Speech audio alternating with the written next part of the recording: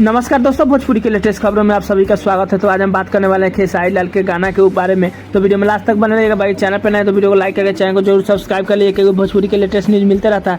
जैसे कि आप सभी को पता होगा कि 5 दिन पहले एक गाना मतलब खेसारी लाल का लोड हुआ था खेसारी म्यूजिक वर्ल्ड पे, जिस गाने का नाम था मजनुआ के भाड़ा से।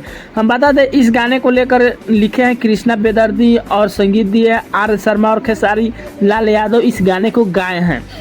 बता दें, इस गाने को लेकर कि तकरीबन अच्छा खासा रिस्पांस देखने को मिल चुका है इस गाने का।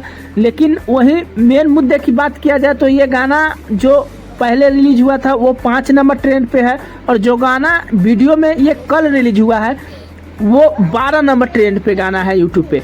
देखा जाए तो रिस्पांस अच्छा खासा तो मिल रहा है, लेकिन व्यू में कुछ प्रॉब्लम लग रहा है क्योंकि व्यू कुछ कम है। देखिए, अगर एक दिन में वही खेसारी लाल का गाना मिलियन भी पार कर देता था, लेकिन अभी देखा जाए तो 2 दिन में 4 लाख के आसपास व्यू है, तो रिस्पांस कुछ कम देखने को मिला। हमें लगता है शायद को ऑडियो गाना रिलीज हो चुका है, उस हिसाब से अगर वीडियो होता है तो कुछ कम रिस्पांस मिलेगा। ये तो जाहिर सी बात है भाई, क्योंकि पहले जो लोग गाना सुन चुके हैं वो लोग जो खेसारी के फैंस हैं उनके बारे में तो कुछ नहीं कहना, लेकिन जो नहीं चाहते हैं खेसारी के वो बार बार एक ही सॉन्ग को सुनना नहीं चाहेंगे, चाहे वो ऑडियो हो या वीडियो हो।